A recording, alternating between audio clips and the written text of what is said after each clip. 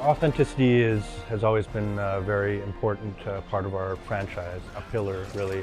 And on the art side, in order to really achieve an authentic game, we need to do a lot of research online. We talk to historians, we talk to the community quite a bit.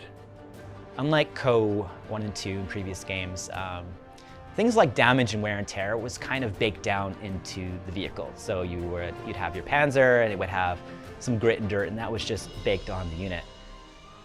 What we're doing this time is we've actually invested heavily in this complex vehicle shader. And what that allows us to do, weathering, charring, and damage. So your vehicles are affected by the environment now. Over distance, when you're driving across the map with your Sherman tank, the type of dirt that you would see on the terrain is the same dirt that will start to appear on your vehicle. So from the ground up, that stuff will start to appear.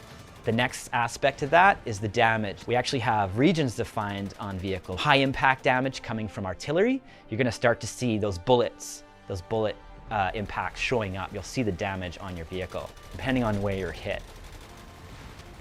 You know, when I'm looking at Co3 and ways that we can infuse story into our art, vehicles comes up a lot. For example, things like the attachments, accessories that we put on vehicles, from soldiers' helmets to backpacks, you know, bedrolls, that kind of thing.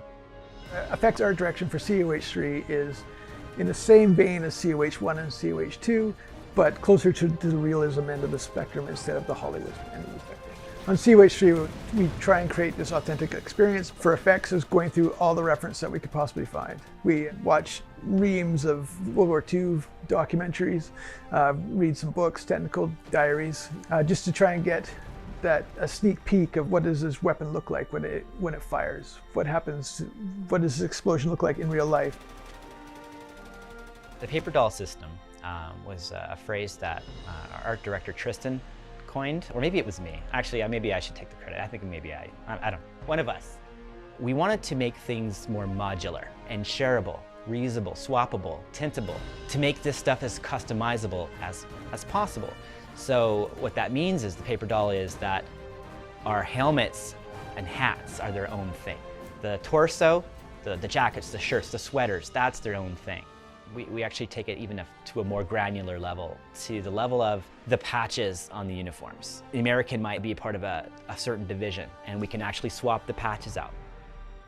We've put a lot of effort into our unit behaviors and reactions, which really means that units will react to events in the environment, like planes flying overhead, or if an enemy is close, their stance will change to become more tense. They will react to explosions, and small arms fire a lot more than they did in the past. All of the units interacting with the environment and the destruction really creates a living battlefield.